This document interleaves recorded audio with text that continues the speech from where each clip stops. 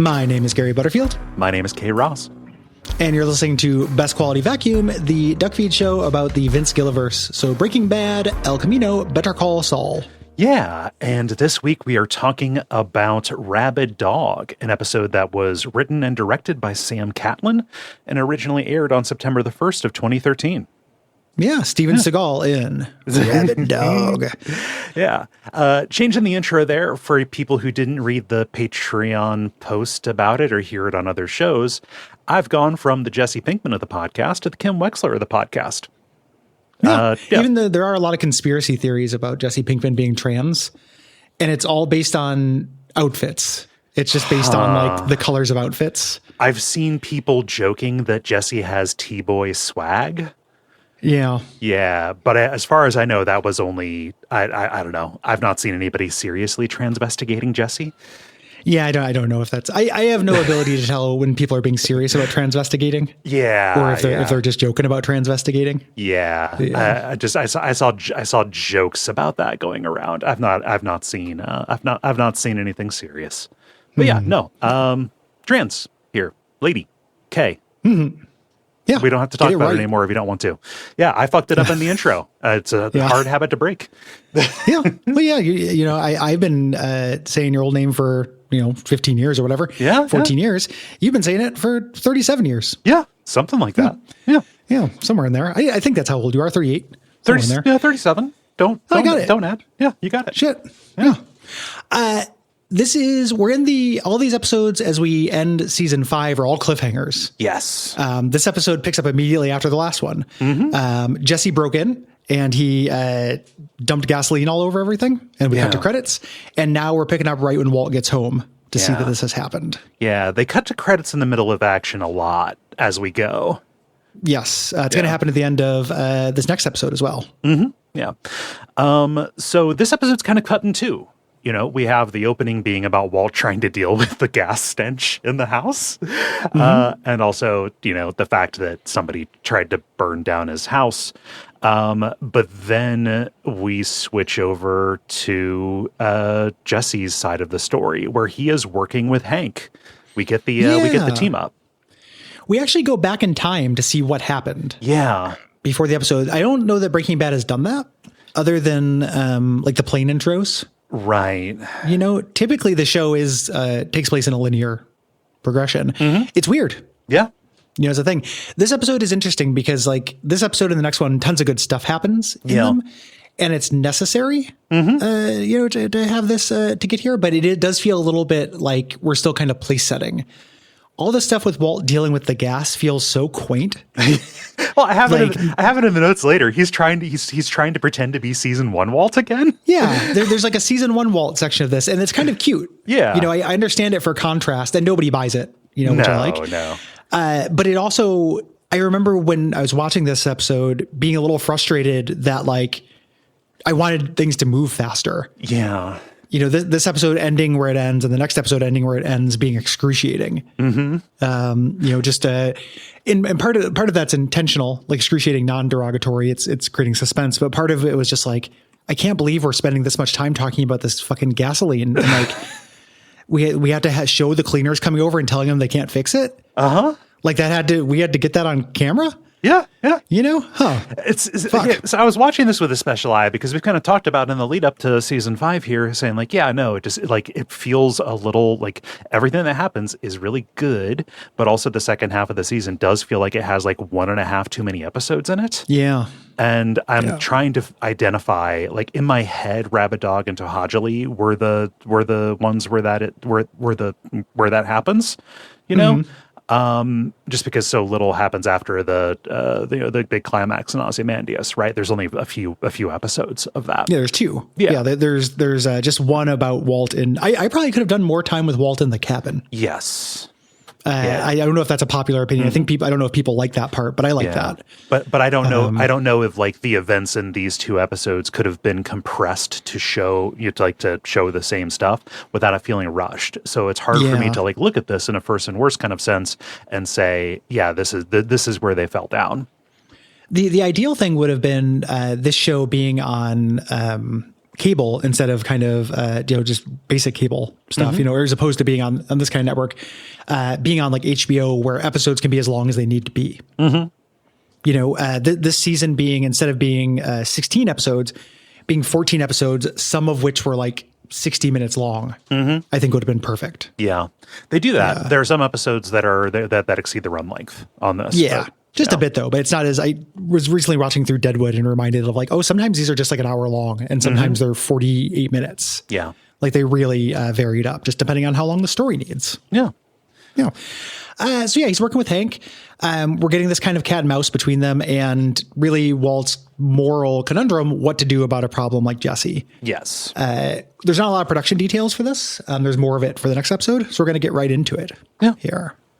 And immediate res, Walt drives up to his house, sees Saul's Cadillac abandoned there, and, is just kind of staring, looking anguished, right? He's anticipating that there's going to be a showdown, another one here, maybe with his gun at Jesse's forehead. Who knows? Yeah. Shooting ice bullets. He sneaks into the back of the house with his gun, but nobody's here. Yeah. It just reeks of gasoline. Jesse has soaked the carpet. He works his way into the bedroom. There's nobody there.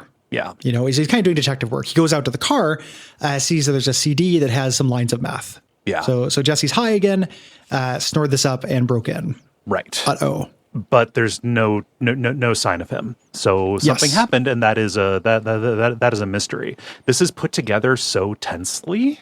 It is hard to put myself back in the mind of like genuinely not knowing what was going to happen here, because it was unexpected that Jesse and Hank were going to work together to me. Yeah. Well, because they already teased it. Yes. And it didn't happen. Jesse said no. And because they'd already kind of foreshadowed it and got rid of it. They rejected it. Jesse's not going to do that. No. No. So they purposely, take that off the table before putting it back on the table. It is, this is a pedantic complaint that happens.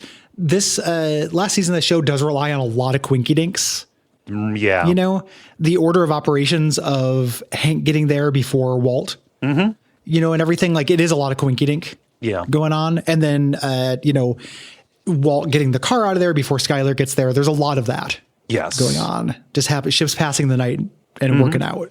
Yeah. Something, they even underline this. I forget if it's in this episode or in the next because I watched them back to back. But Jesse says like, hey, Walt's smarter than you. And then he like corrects himself. Walt's luckier than you. Yeah. Right. And like that the coinky dink kind of thing. It's not up to this level of the supernatural perception that Gus has upon walking toward the car, kind of knowing something's wrong with it kind of thing. Yeah. But I can kind of like in hindsight let that slide a little bit because the luck is running out.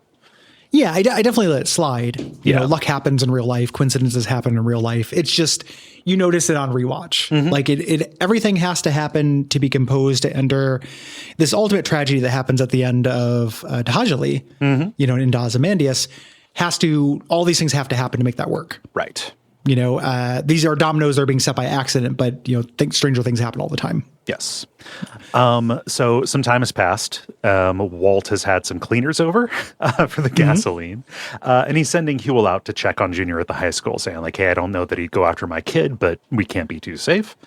And Kubi has been out checking for, Kubi is doing protection. He's at the car wash trying to, we'll intercept if he goes after. Yeah. So Walt calls and leaves a message on Jesse's phone. Listen, obviously you've changed your mind. And Walt is doing, again, I can fix everything by talking. Yes. I just need to get my magic words in. The locksmith says, hey, usually in these cases, we rekey the locks. And Walt says, no. Same keys, nothing can be changed. He's running around trying to stage manage this thing. Yeah. It's real Kermit hours on this. Yeah. And the cleaners say like, he's like, oh, this is not good enough. You gotta get that spot right there. And like, this is as good as it gets. Like this is soaked through to the subfloor. We're not going to be able to get rid of the smell today. Yeah. So Walt does season 1 lies. He starts thinking of the story. He soaks his clothes with gasoline, disposes of the gas can in a neighbor's garage, and then grabs it again, pours some on his car. And then Skylar gets to come home, notices a box fan airing out Walt's car, sees all the signs of this. Junior's home, and Walt gets to do one of his worst performances. Oh, yeah. It's real paper. It's such dog shit. Yeah.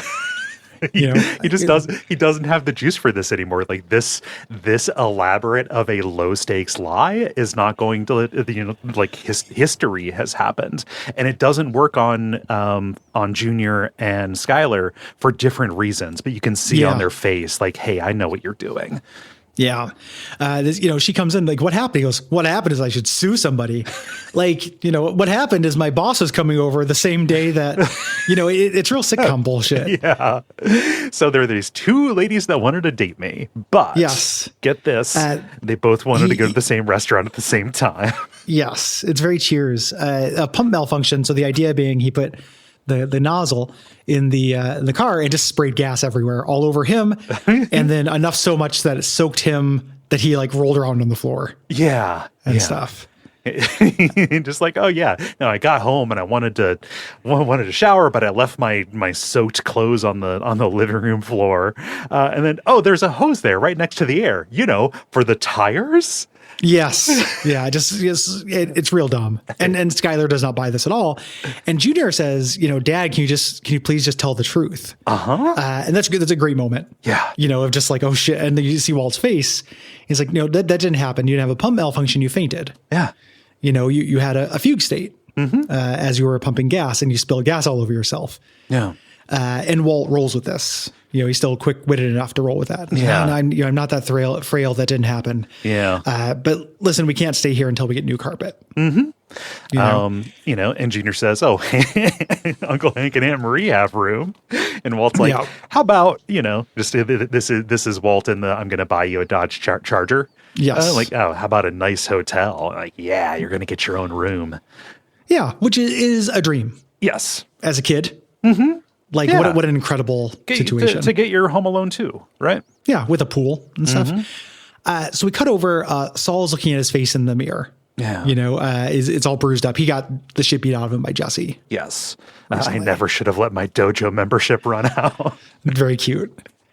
And Walt's in the back of the car. And he's saying, where did you look for Jesse? Yeah. And Kubi runs it down. He's looked basically everywhere. Yeah. That Jesse could be. Yeah. Crystal Palace, the go-kart place. He bugged Badger's place. I love that Walt still doesn't know Badger's name. Yeah. He calls him something different. Calls him Beaver. That Beaver and that other guy. Yeah. It's like, I bugged Badger's place. I bugged the tall one's place. But, all he did was talk about something called Babylon 5 for 3 hours. That's really great. And then some really great, talking euphemistic language going on here. Saul says, we're going to have to deal with this Jesse situation. And Walt goes, well, I just need to talk to him. He doesn't understand. And Saul says, what if he's not in the mood to discuss the finer points of child poisoning? It's very funny, like a very funny thing to say, but that's not weird to Walt. No. Like Walt doesn't hear how fucked up and strange that is. Mm-hmm. He is entirely in a, they no longer have a consensus reality. Mm-hmm. Saul realizes how ridiculous that is and Walt doesn't. No. He's so fucking confident. Mm-hmm. I can explain. Yes. It can all be explained. Everything can be fixed. We can still restore trust. We can still get to a new status quo. Everything is fine. The masquerade doesn't need to drop, right? Yep. And the cows are so far out of the barn. Oh, yeah. And Saul says, what if he doesn't want to talk? It might be an Old Yeller situation. Walt, what? Old Yeller, he's the most loyal dog there ever was, but sadly he came back rabid and old Timmy had to go back and, for his own good. And Walt threatens him again. Yeah. Here. You just, you don't like everybody's saying to kill Jesse and Walt won't do it. Well, the last time he said to kill Hank. Yeah. Saul is basically just saying to murder all these people, which would solve the problem. It would, yeah. But just Walt will not go that far, half measures, right? Yeah. And leans in, you're just full of colorful metaphors, aren't you? Mm-hmm. Do not float that idea again. I will fucking kill you, Saul. This is him getting up in his face again. We're done when I say we're done. Yeah. I love that this is subverted in Ozymandias. Yes. When he tries to get up in his face and do it again, and he can't. Nope. He's too sick. It's gone. No. So they're in the parking lot, is where they're sitting of the hotel, and Walt leaves to go fill up the ice bucket. Right. Yep. I believe this is the same hotel where Jimmy and Kim stayed.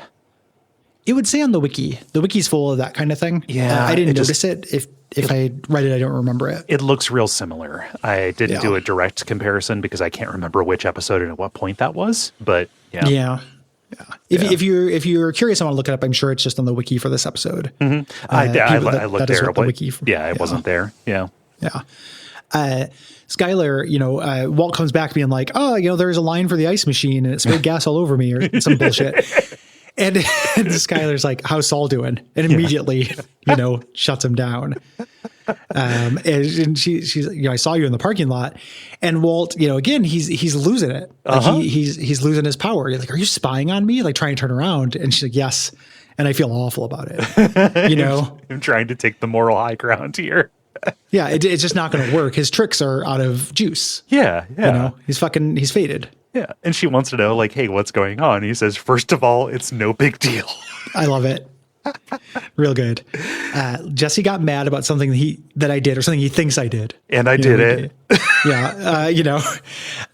And she puts us together. Like Jesse was going to, burn our house down. He's like, yeah, but he changed his mind. How does that work? What if he fucking changes it back? Like he was here, he had a gun between your eyes, and then he's doing this. Like it just keeps escalating. Yeah, it's again, Walt is delusional. Yeah. Like everyone else can see it and he can't. Yes. Yeah. And Walt says like, hey, you have to understand with Jesse, there are emotional, and drug abuse issues, but he's solid. He would never hurt anybody. And she's like, hey, has he hurt other people before? And he says no, because, he's not going to spool out the Gale story because it would just prove her right. Yeah. I'm going to talk to him and make him see reason. Yeah. And Skylar says, oh, is that a euphemism? Listen, he's going to try to hurt you. I knew somebody was going to try to hurt us. Yeah. And this is the person. You need to deal with this. Mm-hmm. And again, he dodges it. Yeah. How much have you had to drink? I don't like this little line where she goes, not nearly enough. That's too pat. Yeah. For me, not nearly enough. That's okay. Mm-hmm. But then he gets down to the actual thing. He says, Jesse isn't a rabid dog. He's a person. Mm-hmm. And Skylar will not take this. Again, his things aren't working. Right. You're beyond talking. We've come this far. For us, what is one more person? Yeah. Dehumanize this person the same way you dehumanize those 10 people in jail. Yeah. Everybody, right? Like if you're doing this, if everything is to protect the family, this is to protect the family. And, she doesn't understand that to Walt, Jesse is family. Yeah. She has that one interaction outside the fence and that dinner. Mm-hmm. She's Skylar White Yo, and they also had green beans. Yes. And that's Jesse to Skylar. Right. So this is where we get the flashback. This is where we jump to the Jesse side of the album. Just pulling up to the house, ripping his rail of meth, and then splashing gas around. And as he's about to light up a magazine, Hank comes in with a gun. Yes. So the logistics of that would have to be all of this happened before Gomi could take his guys off of Saul. Yes. Yeah. Looking for that. Otherwise, this is really unmotivated. Mm-hmm. They'd be there. I'm not saying I need a scene where they showed that or anything like that, but it does make it seem a little magical. Hank says it like, Jesse's like, oh, did you follow me? It's like, yeah, ever since the lawyers. Yeah. Even it's weird that we had the scene of Gomi being like, I'm going to pull my guys, and Hank being like, yeah, pull them. Yeah. And who knows how long ago that happened? Mm-hmm. Like, it's still being followed. Yeah. Like but he, and Jesse says, Walt poisoned this little kid just as a move. Mm-hmm. Hank has a gun on him. He's like, I don't want to kill you. And we get the gif. Yeah, we get the, he can't keep getting away with it. Yeah. Which is a funny line, like a funny delivery out of context. Yes. And also in context a little bit. I laughed when he did it. Like, the first time. Yeah. It's a little like falling to your knees and going, no. Yes. It reminds me of the not nearly enough line as well. Like it's a little pat, and actually this whole scene the dialogue is pretty pat, because also Hank going, you really want to burn him down? Let's do it together. That also sounds like a little bit, if it were delivered more awkwardly, it would be something that happened in House of the Dead. Yeah. Or something like that. Like that's a real, I don't know. This is a well-directed and plotted episode, and some of the actual dialogue is a little wanting, I think. Yeah. Yeah. What's funny about the he can't keep getting away with it dialogue is like there's the funny one, and then after that he repeats it, and it sounds a little bit more natural. Yeah. You know? Yeah. Yeah. And it makes sense. Like, the sentiment is correct. Yes. It's just, it's a little bit melodramatic. Yes. But, Jesse's broken, and Hank just kind of leads him out to the car, like he has to reach over and buckle Jesse's seatbelt for him. Yeah. He's catatonic. They pull away right before Walt gets there. Again, a little magical. And Jesse asks where we're going. He's like, the DEA, you're being arrested. Yeah. And Jesse goes, oh yeah, I'm going to be in lockup waiting for Mr. White. That's going to go great for me. Yeah. This is fatalistic Jesse, who is, kind of resigned to dying. Yeah. At this point, like he's going to slowly get his idea and want to fight back, but it happens slowly. Mm-hmm. Yeah. He has a point. Oh yeah. Even if it is like a thing where in county lockup, who knows? It is a funny thing about Walt, like when he talks about him later, when he talks about him being lucky and kind of being the devil, is that like Walt appears a lot more resourced than he is. Like he did get all of those people to get murdered in jail. Yeah. Through the Nazis, but that is the one resource he has. And we're going to find as he negotiates with them during this next episode that they are no longer motivated by money, which is one of his only controlling things. Yes. He has to play his last card with this, with them, and he hates playing it. He doesn't want to. Yeah. As a thing, like he appears as if he is all powerful and he's fucking nothing. This is straight up paper tiger Walt. Yeah. So Dave heads. Everybody who's been clamoring to see the famous Dave, we get to see him. We've heard you, the conspiracy theories. Dave equal Declan. The D equals D. Yes. Crew that have been writing that, like we can finally reveal it. It's not true, but it's a good theory. It is a good theory. A lot of intricate stuff with tulpas going on in that fan space. But yeah, Marie is at Dave's talking about her anger. And this is a little bit like Skylar with her lawyer, right? Like they're beyond, Marie, the actual situation is so far beyond what Dave is equipped to help her deal with. Yeah. This is also, I don't love this scene as well. Like just throwing it out there. I guess this probably is my least favorite episode of the season. Yeah. Now that I'm kind of like actually checking in on the dialogue and thinking about these scenes, it's a little big. Yeah. Marie is always a little big. Yes. And that's kind of her charm, but like, I don't know if I needed the scene. She's been looking up untraceable poisons. I like a more advancement of the Dark Marie line though. Yeah, I do like Dark Marie. And Marie won't talk to Dave, won't give him any details. This would be bad for Hank. So he tries to get around this. What about that movie you had mentioned? And she evades us, asks to talk about something else. He says, how's work? Last week you were upset about the new parking rules. Again, just kind of showing the small ball. And then she says, and I don't like this line. This is too pat. Saxitoxin derived from shellfish. That's definitely a contender. Yeah. Like it's a little like quippy. Yeah, a little bit. Yeah. How much have you had to drink? Not nearly enough. Like we got a little bit of quippiness in this episode. I'm not familiar with the laws, but I also have been to enough therapists where I have heard the intro. Like the whole like law spiel about, like what's confidential and what's not. And it's like, oh, if you have like concrete plans to do something, like I have to inform. I mean, naming a toxin sounds concrete enough to me. It's in addition to the scene just being like not telling us anything that we don't know. Dark Marie doesn't pay off. It's kind of fun to see because it's a good performance, but we don't get anything from it. I just wanted confirmation that Dave was bad, and he has an acoustic guitar in his office, and I hate it. He is the substance of Declan. He crawled out of Declan's back before Declan died. So he's only got one more week. Yep. And then falls out of balance. Yeah. So she gets home and Hank is trying to brush her away. Yeah. Very, very Walt-esque. Yes. Oh, you might want to just pack up and get a getaway. Stay out of the house for a few days. Go out to the spa, do that river rock thing. Yeah, that you like. Yeah. There's been a development. It's a fluid situation. It might go smoother if you're not here. Yeah. And Hank admits, we have a guest. Yeah. Shows Jesse he has crashed out in the guest room sleeping. Yeah. He gave him some sleeping pills. He needed sleep. Mm-hmm. And he speeds through his justification, and Marie interrupts him, saying, like, hey, just tell me, is this bad for Walt? Yeah, very. I'm staying. I'll heat up lasagna. She will put up with anything, because here, it's a lead. It's bad for Walt. If it's bad for Walt, then it's good for her. Yeah. Jesse's phone rings, and Hank picks it up and listens to the message that Walt leaves. Yeah. Cut over to poolside. Walt's sitting by the hotel pool, and Junior joins him. Neither of them can sleep. No. And it's like, business stuff, going over some options. Yeah. New car wash, new shampoos. Uh-huh. And Junior is just really hung up on the cancer thing. Yes. Would make sense.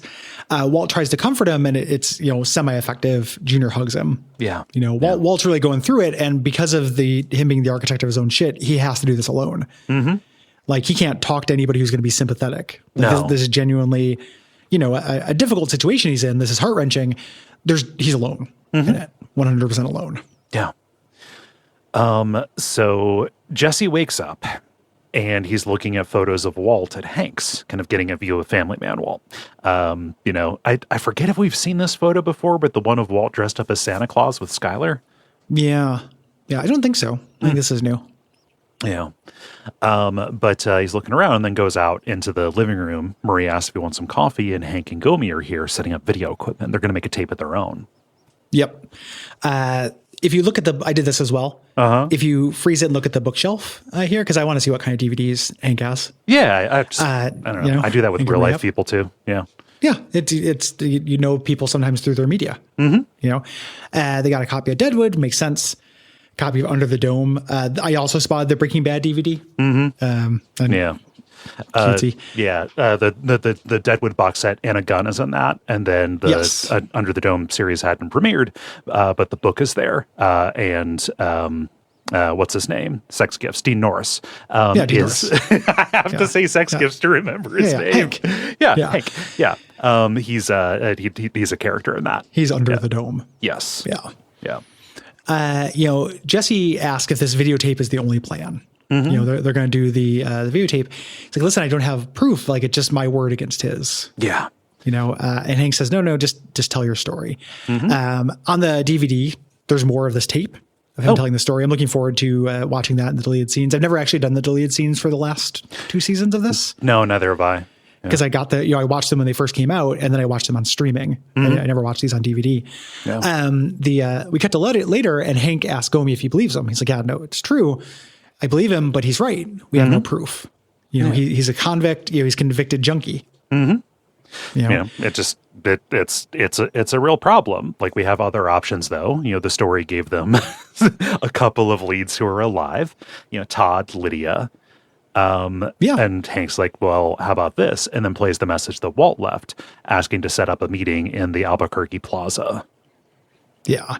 This is a tactical mistake as a thing. It's a one in character. Yes. Hank being so eyes on the prize and being impatient about getting this, having Lydia, like, they know where Lydia is. They've been to Lydia's work and stuff. Having a warrant to search Lydia's computers would basically take care of it. Yes. But he's impatient. Mm-hmm. Why would I have 2 marshmallows then when I can have 1 marshmallow now? Yeah. There's a marshmallow waiting in the plaza. Mm-hmm. There's a marshmallow waiting in the plaza, and it doesn't have the resources of a madrigal to tie this up. Right. Yep, exactly. Yeah. So Walt wants me in a public place, and Jesse, they run this by Jesse, and Jesse's, this is crazy. You want me to go to this meetup wearing a wire. Your plan is to do his plan. Just Jesse's disappointment with this. He's going to kill me. Uh-huh.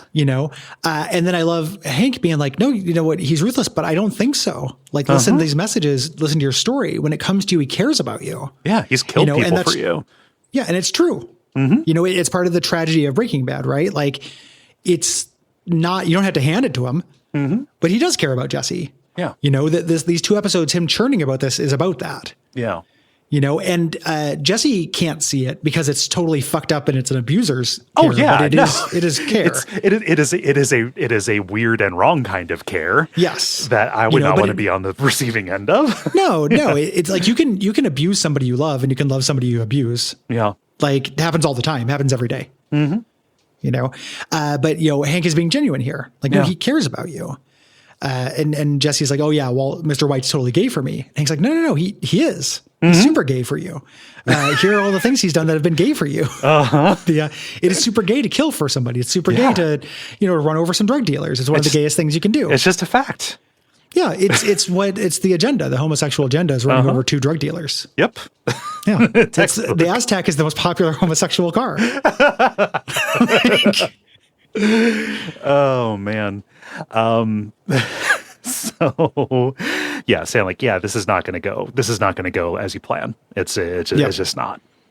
Yep. I love this bit. You know, you guys are just guys. He's smarter than you and he's luckier than you. You know, and Hank basically says he's putting his foot down. Yeah. You know, this isn't a request. This is what we're doing.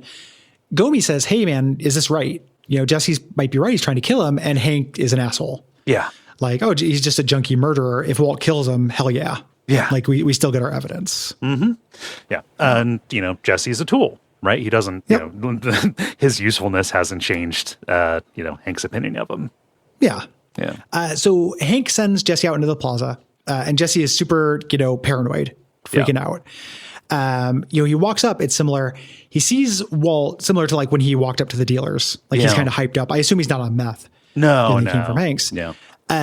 Jesse approaches Walt's bench from behind, and I love this fucking guy. he sees a guy who is just a big, strong, tough, bald guy. Like, again, what a coinkydink, right? You know what it reminds me of? The season 1, like just like the like really over the top goofy thing where Jesse's at home high on meth and paranoid, and he like hallucinates like these 2 biker guys who are coming up and pounding on the door, but it turns out it's 2 Mormon missionaries or whatever. I forgot about that. That guy looks like what he dreamed up. Yeah, it's almost like he's having a meth hallucination, but he's not on meth. Yeah. And again, just what a coinkydink. There just happens to be like a family court guy hanging out in the plaza. He sees this and it ruins his courage. Yeah. You know, he sees like, you know, and he changes directions while, you know, Hank and Gomi are panicking. He goes to a payphone and he calls Walt. Yeah. Here. You know, nice try, asshole. Next time I'm going to get you where you really live. I'm going to really burn you down here. Your house, but your house, it's made of lies. And also, I can't tell you, but you're going to know. Yeah. The lies are made of money and the money are their lies. You know, the bones are the money. But it all burns the same. It all burns the same when Jesse gets to it. Bad dialogue in this episode. I'll say it. So Walt gets up, walks towards the tough looking guy who is just waiting for his daughter. Yeah. He just decided to dress up like a villain from Double Dragon to pick up his daughter at the plaza. Yeah. And, you know, there's him having a daughter doesn't make him not a hitman. Yeah, you know, that is true as well. Yeah. It's very funny that Jesse's like, that guy's a hitman. Yeah. You know, I mean, he knows that Walt has Todd's guys, and I don't know. Yeah, plausibly they're hitmen in Todd's play. Guys. Yeah, it's also. I mean, if the situation had conspired to make Jesse on meth during this, so he could be supernaturally paranoid, you know, this would make more sense to me. The fact that it's in the super crowded plaza in broad daylight, like I would imagine that. You know, he's not going to get kidnapped by a hitman. You know what? I just don't need the family court guy there. Honestly, he could have just gotten, you know, he could have changed his mind. Yeah. Like, oh, you know, he's walking up and he thinks of a plan. Like, hey, this is not going to give us what we need. I've thought of what we need. Right. Yeah. Like, yeah. I didn't, it just, again, it's piling on little coincidences. Yeah. Here. Like, I kind of don't think that the tough guy had anything to do with what Jesse decides to do. I mean, he does. In the episode he does. Yeah. He didn't need to. Yeah. You know, if you watch it, like you see Jesse look up, see the guy, then you go back to Jesse's face and he's super afraid. Yeah. You know, the montage theory is, you know, giving us a direct look into his emotions. It just didn't need to be that way. So Hank and Gomi pull up beside him, demand to get in, and Hank is furious. And Jesse goes, you know, I got a better way to get that motherfucker. You know, I'll get him in a way. I know something some evidence he'll never destroy. Yeah. And then Walt gets back in the car and calls Todd and says, I have another job for your uncle.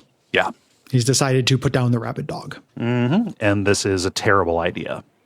Yep. And it's going to conspire to this, you know, big pileup of tragedies. Yes. I didn't really think about it until going through it, because I also watched this with the next episode and kind of put them together in my head. Yeah. This is my least favorite of the season. Yeah.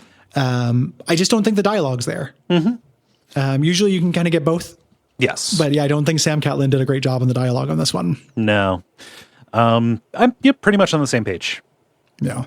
It's not bad. No. I like Saul's It's still bit. Breaking Bad. Yeah, I like Saul's bit. It's still Breaking Bad. The plotting is good. Where we're going to get is really good. And there are individual moments that are really good. But weirdly, we get a little, like, characters just kind of quip a little bit more. It gets a little bit more like, you know, movie. You were going to say Marvel-y.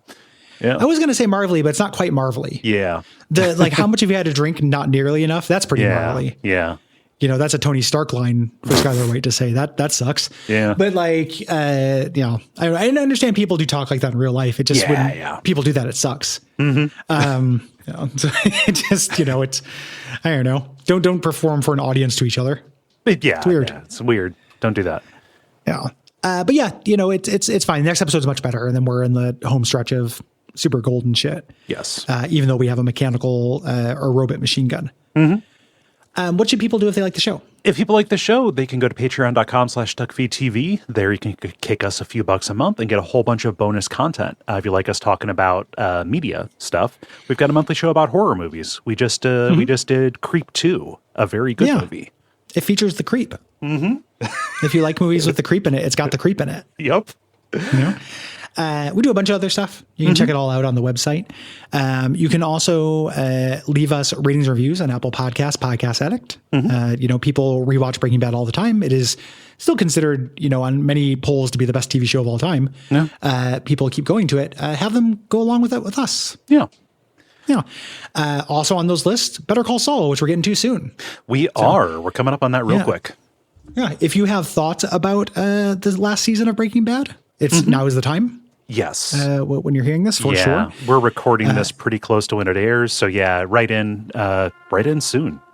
Yeah, write in very soon. Duckfeed.tv/contact. Yeah. Other than that, join us in thanking our producer, Gwen, who also composed the theme song. And I think that's about it. Think so? Yeah. Until next time, don't float that suggestion again. No.